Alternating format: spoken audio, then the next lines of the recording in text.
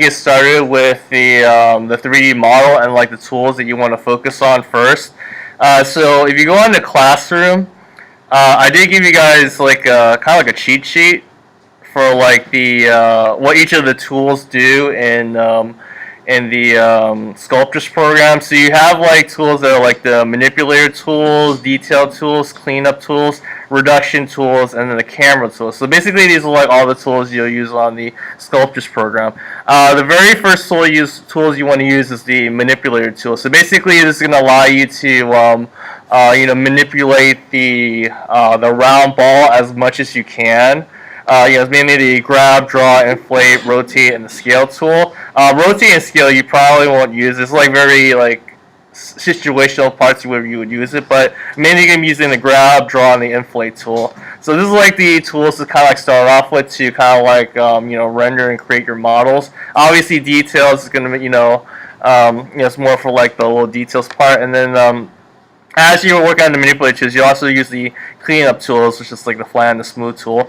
And you also be using the camera tools just because you got to change up the angles a little bit. So I'm just gonna go over like what these tools are, what they do.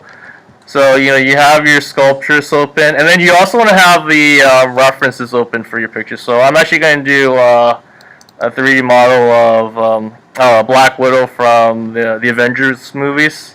So once you gathered your 4 images, all you're going to do is just highlight the 4 images and just double click it, so you can kind of just like scroll through each of them as you're working. But what I would start off with obviously is the the frontal view of your 3D model, and I'm just gonna resize all my windows. So you want to have like one window where you have like your pictures that you're gonna use. And again, it might be a little easier on your computer just because you guys have a bigger screen than me. Mine's a little bit smaller, so I have to cram everything in. So you want to have like the pictures in one window, and then you want to have like these sculptures open in another window. So that's probably the best I can do. Fit everything in. So I would just start off with like the the front first.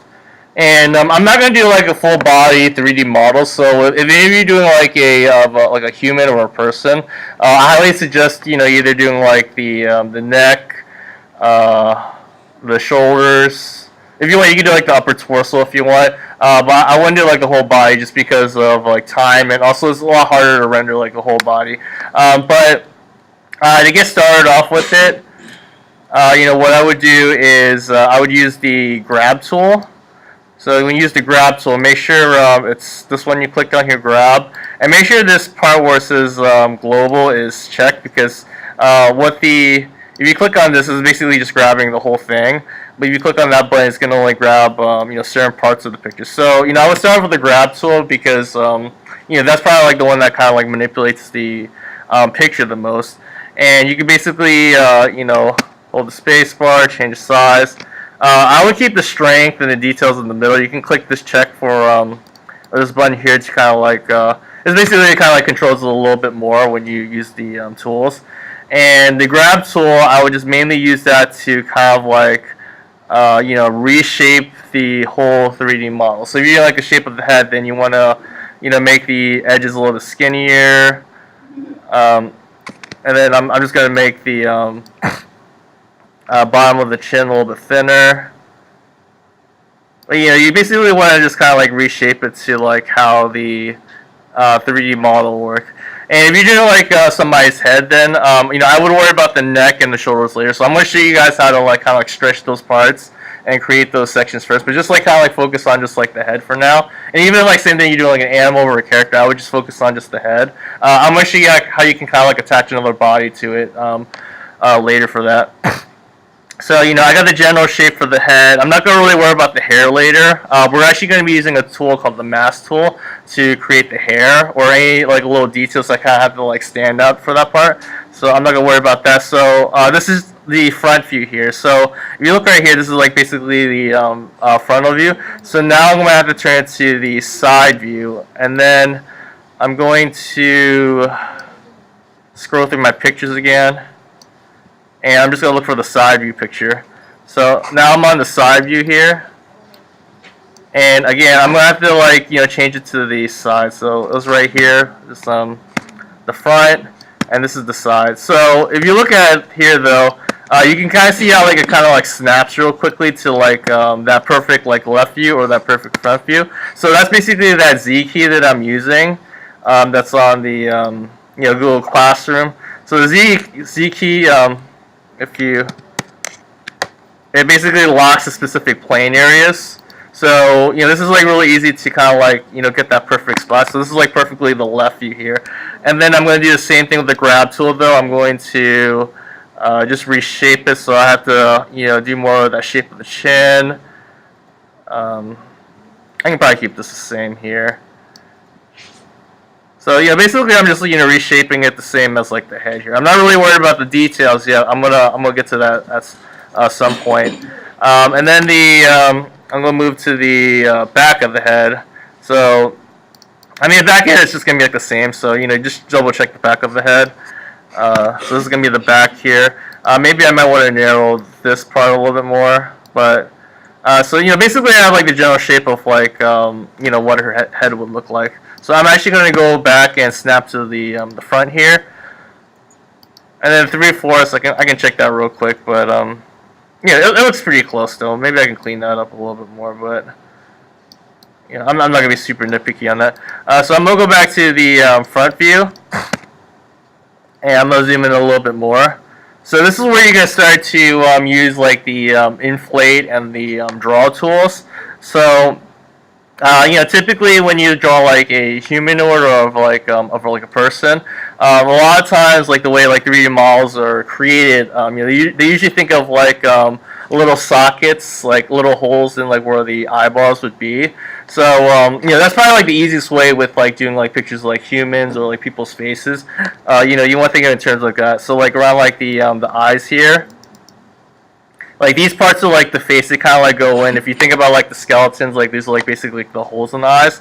So you would have like these parts. I'm going a little bit. So you use the inflate tool. I would flip it to invert, so it's not going to inflate. It's actually going to deflate in this picture here. So I'm just going to deflate the eyes a little bit. So this is actually going to go into the face here. So I'm just clicking and dragging and just clicking to make the little eye sockets here. And then like from here though, you can invert it again. And then I could just focus on just the top of the eyebrow. But this is basically where you're gonna have to like really use the reference to start to create the 3D model. So, inflate basically just kind of like pops up like the certain areas of the face. So, I'm just doing like the top of the eyebrows here. I'm going to start to render in the nose. So, you can either just, click and drag and then move it around. This can be just a little bit slower with, making the parts pop up. So now I'm starting to get like the shape of the face. Again, I'm just mainly just looking at the reference and seeing what I'm doing though. But at this point now though, it doesn't really look like her face. We're just kind of like getting those general parts of like where it is. So don't feel bad if it doesn't look like the person's face like right now. You have to do a lot of work to get to that point. And I'm gonna go back to the grab tool here. And her chin is a little bit more narrower, so I'm actually going to narrow this chin down. But it's real important though, just like when you do drawings of objects or people or things, you want to go back to your references. You don't want to really try to guess how the person's face looks. Okay, but and then also the draw tool, very similar to the inflate tool. It kind of just makes certain parts go up a little bit more. But it doesn't go as like crazy as the inflate tool. Alright, so that's basically what you're gonna do is you're just gonna like kind of like reshape, render the face. Now if you look at it though, it's like the face is very bumpy. So her face isn't really bumpy like the picture or what I'm doing here. So you do want to go use the smooth tool. Yeah, so you want to use the smooth tool, and this will help to kind of like smooth out those areas a little bit more. And then, depending on like how the face is looking to you, you may want to use the flatten tool as well. And this could help to flatten some of those areas out a little bit more.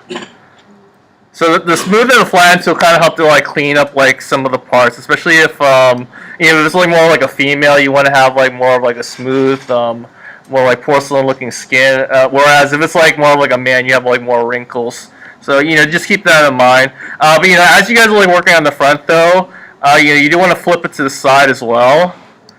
And then you basically have to like the best way to do the workflow is kind of like switch the angles up a little bit as you're working. So now I'm working on the side view. It looks like her chin's gotta go a little bit more here. So I'm actually gonna use the grab tool and just kind of push it in a little bit more. The nose a little too bumpy, so sometimes you can use the grab tool and kind of just like reshape those parts of the face. Her forehead's a little bit big,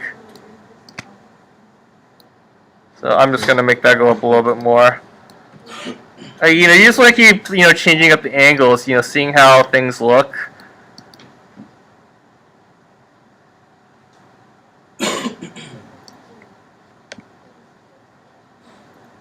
And now go a little bit more of the details, like the crease tool. That's gonna be basically to draw some lines here. So if you need to make like more like harder lines in the face, that's what that crease tool is for. But just in the meantime, though, I would just focus on just the grab, inflate, draw tool. Those are gonna be your manipulator tools, and then the flatten and smooth is going to help to kind of like clean up the shapes a little bit more. All right. So you guys got any questions on what I just showed you? So this is like good tools to start off with, and then the other tools I'm gonna explain a little bit more when we work on it more. All right. Any other questions? Okay.